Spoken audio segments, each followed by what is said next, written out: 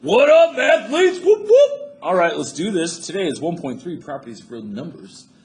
And learning jargon, I will apply the properties of real numbers. Take a minute, go ahead, pause me, and do this warm-up on your own, ready to go. Oh, that's right, people. I'm drinking tea today. That's right. It's Egyptian licorice. Yeah, it's delicious. Okay. Assuming you tried this, and let's do it. So we need a common denominator, so times 2, and it's going to end up being 2 plus 3 all over 8. Notice, once I have a common denominator, I just write it over 1. And then I know 2 times 1 is 2, and then the 3 stays the same. So this is 5/8. When we're subtracting here, notice the negative is more negative than the positive. In other words, the negative number is bigger in magnitude than the 4.5, so I know the answer is going to be negative. I know this already. Now, to make this easy, I'm just going to do 5.2 minus 4.5. I get it's the other way around, but I've addressed that by putting the negative out here. So borrow the 5, makes that 4, makes that 12. 12 minus 5 is 7. Boom. Points, bring the decimal point down, and we have 0.7. Negative 0.7 is the answer. Okay? Right here, those become a plus. Again, the negative number is bigger than the positive number, so I know that this is going to equal a negative number. But I'm going to go ahead and just do 14.5 minus 12.8. Borrow from 4, make it a 3. 15 minus 8 is 7. 3 minus 2 is 1. And there's a decimal point in between. So that is negative 1. All right, and last we have negative 2 plus 2/3. So I'm just going to change the 2 into thirds, which that's going to end up being negative.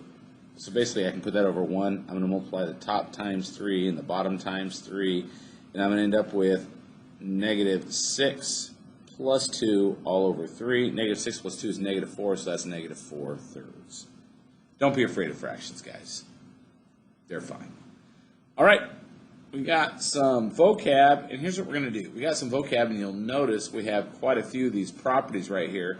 So I'm going to flip you to some slides we can look at and write these down. Just reciprocals, 2 numbers with a product of 1, and I do want to draw a little something here. So if I have 2, what just happened there? If I have 2 thirds, the reciprocal of 2 thirds is just the flip, 3 halves, right? And what happens there is the 3's cancel, the 2's cancel, and I'm just left with 1, 1, 1, 1, which equals 1 times 1 is 1 over 1 times 1 is 1. And what's 1 divided by 1? It's just 1. So that's all a reciprocal is, guys. Don't freak out about it. Nothing big. Pause this if you need to. Write it down. And we're going to move to the next slide. Put this up here. How about that? This has the first. Now, these are going to be, I'll call the properties of equality. Keeps everything equal. So we're going to start with a reflexive property. And notice I only have on the notes symbols and examples. I want you to ignore the words. Symbols are for any number A equals A. In other words, 3 equals 3, or 9 plus 2 equals 9 plus 2. Listen, I get it. Why do we need to write this? You'll find out as time goes on. Reflexive is actually something we use a lot when it comes to proofs. Symmetric property. Oh, again, as I go through these guys, please pause this, write them down. I'm just going to kind of talk them through and then go. All right, I'm moving down. Symmetric property. If for any numbers A and B, if A equals B, then B equals A. It's just saying we can flip things around. So an example is if 7 equals 3 plus 4, then 3 plus 4 equals 7. All right? Just saying we can flip things on the other side of the equal sign, and it doesn't make a difference. And then this last one, for any real numbers A, B, and C, if A equals B and B equals C, then A equals C. So what does that mean? If 5 plus 1 equals 2 plus 4, and 2 plus 4 equals 6, then we can skip the middleman and say 5 plus 1 equals 6. This is a way about setting two things equal to something so we can say they're equal to each other. It's called the transitive property. All right, make sure you pause this, write down what you need to write down, and let's go back to our examples.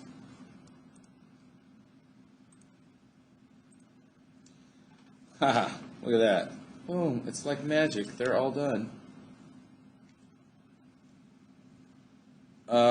Here we go. We have some questions to go through. Identify the property used to justify the following. A, if 13 plus 25 equals 38, then 38 equals 15 plus 25. Which one of these says we can just flip sides? Well, that looks like the symmetric property that says if A equals B, then B equals A. If 7 equals 3 plus 4, then 3 plus 4 equals 7. So this is the symmetric property.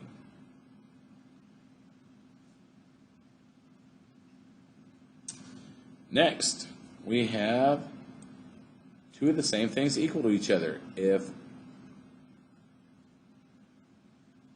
see that yet? If, or y plus 4 equals y plus 4, well, the reflexive property says A equals A, 3 equals 3, 9 plus 2 equals 9 plus 2. This is the reflexive property. Reflexive.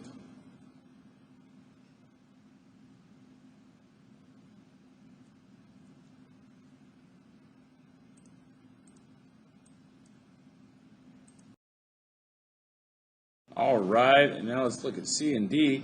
It says in C, use the given property to fill in the blank. Wants us to use the reflexive property. And the reflexive property is just that one that says 9 plus 2 equals 9 plus 2, or 3 equals 3.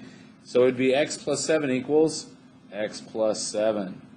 And last but not least, we have here in D, if 16 plus 43 equals blank, then 59 equals 16 plus 43. And it says the symmetric property, which means we're just going to flip it around. So I would say equals 59 because it was flipped around over here, and that would make it the symmetric property. That's all we're doing when we use these properties, guys. So you'll get some questions like that. Not too bad. All right, moving on down, we have a couple more of these properties to fill in, and this actually is going to go through to the back of the page. So you're going to fill in 2 down here, and then you're going to fill in on the back of the page these 3. So let me go ahead and take you through that. Okay, here we are looking at these new additive identity properties. We have the additive identity property, which just says A plus 0 equals 0 plus A, which just equals A. So in other words, 5 plus 0 equals 5. 0 plus 5 equals 5. Adding 0 doesn't do anything. This is a property that says that. Over here we have the additive inverse, which says if I add an opposite, it equals 0. So what's 2 plus negative 2? It's 0. What's 7 minus 7? It's 0. When you're adding the opposite or subtracting the same value you equals 0. Go ahead and pause this again and write the symbols and examples down. We're going to go to the next set. Remember, this is on the top of the back of your page. We have our multiplication properties. So the multiplicative identity property, so where the addition you add 0 to stay the same, and multiplication we multiply times 1 to stay the same. So A times 1 equals A, or 1 times A equals A. 4 times 1 equals 4, 1 times 4 equals 4. Again, pause is needed, and we're moving on. Property of 0 says if I multiply anything times 0, it equals 0. A times 0 equals 0, 0 times A equals 0, 12 times 0 equals 0, or 0 times 12 equals 0. I know these sound pretty basic, like Dubs doing Noah's Fair. Yeah, but you know them because there's a property that said is true. We just didn't teach it to you. And then the multiplicative inverse is the same as your vocab with the reciprocal. It just says any number times its reciprocal equals 1. So A over B times B over A equals 1, or B over A times A over B equals 1. 2/3 times 3/2 equals 1. 3/2 times 2/3 equals 1. So whenever you multiply times the reciprocal, you are going to get 1. Okay, so let's evaluate some numbers here. Kind of see I've got this interesting fold going on in my paper. Oh, I had to drag this down.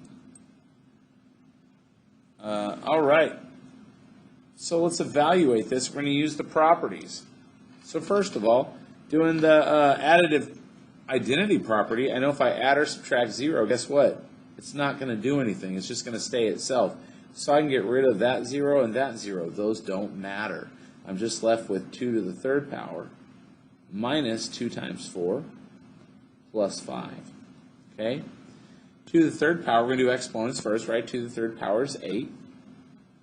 And then right here, I'm going to have, what's negative 2 times 4? That's minus 8. And then plus 5. Now, we have the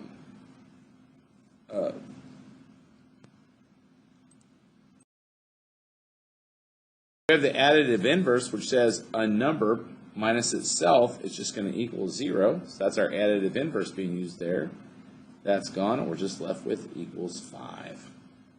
I'm not really writing in what properties are being used, but I want you to recognize those are the properties being used.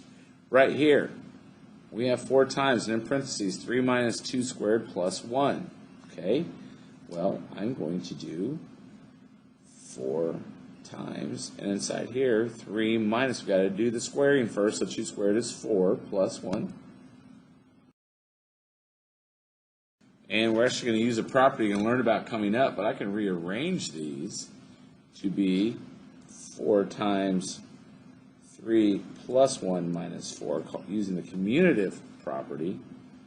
And when I add 3 plus 1, I get 4. So just going right here, I'm going to have 4 times 4 minus 4. Because what have I just created? I've created the inverse property, right? Which says a number minus itself is 0. So I'm going to have 4 times 0. And then I'm going to use the multiplicative 0 property up here, which just says anything times 0 is 0. I know this seems like a weird explanation for a relatively easy math problem. What I'm trying to have you hear is that we're using lots of properties as we're solving these problems. And this last one is just the multiplicative inverse property. Those cancel out. I'm left with 3 times 1, right? So I use that multiplicative inverse. And now I'm going to use the identity property that says anything times 1 is itself, so that just equals 3. Boom. I probably should have circled my answers. Boom. All right, let's go to the last set. We're going to go to the associative and commutative. All right, and the associative property just says this. Again, filling in symbols and examples. For any numbers A, B, and C, A plus B plus C. So notice how we grouped A and B together? It's the same thing as if I grouped B and C and added those before adding in A. In the same way, if I multiply A and B first and then C, it's the same as multiplying B and C first and then A. That order does not matter that you do it in. An example is 2 plus 9, right? That's going to be 11. Plus 4 is 15. Over here, if I do 9 plus 4, that's 13. Plus 2 is still 15. Down here, 3 times 6 is 18. 18 times 5 is 90, right? 50 and 90. Yeah, 90. Down here, I could have done 6 times 5 is 30. 30 times 3 is still 90. It comes out the same. All right, the commutative property just says I can move things around. So I can have A for any numbers A and B. A plus B is the same as B plus A. Or A times B is the same as B times A. Again, order doesn't matter. 8 plus 12 is 20. 12 plus 8 is still 20. 4 times 9 is 36. 9 times 4 is still 36. All right, make sure you pause what you need to. We're heading back to the page to finish our last questions. So here. All right, for our last questions, let's look at it. It says Emma evaluates 4.3 plus 5.7 plus 2.1 plus 1.9 in 4 steps. See, step 1, she reorganizes everything so that she moves the 4.3 and groups it with the 5.7 and the 2.1 and 1.9 so that she can group them together in step 2. And we see the 0.3 completes the 0.7 and makes this 10. 2.1 plus 1.9 is 4. She did it so she could come out to whole numbers, which is 14. For which step does Emma use the associative property? Well, the associative property tells me it doesn't matter how I group it, it's the same. We notice she does grouping in step 2. So the grouping is in step 2. Over here, Dylan evaluates this problem. For which step does Dylan use the commutative property? Commutative tells me I can move things and switch their order. So let's see. It's kind of hard, but I see 2 times 13 times 1 times 1/2 equals 2 times 13 times 1/2. So to start off with, it looks like he did 13 times 1 to just get down to 13. And now he switches the order, 2 times 1/2 times 13. Look at that. He switches the order of the 13 and 1/2. So step 2, again, is where we see the commutative property being done. Now, we're going to evaluate using both the associative and commutative properties, okay? Well, here's what I'm going to do. I see that if I take this 17 plus 13, I'm going to get 30. And if I do 19 plus 11, I'm going to also get 30. So I'm going to move this around to make this 17 plus 13 plus 19 plus 11. So that's my commutative property. And I'm going to group these and add on purpose. 17 plus 13 is 30 plus 30 equals 60. Boom. And that was using the associative property. Awesome. This one right here, I'm going to switch the order to 2 times 1/2 times 5. That's the commutative property.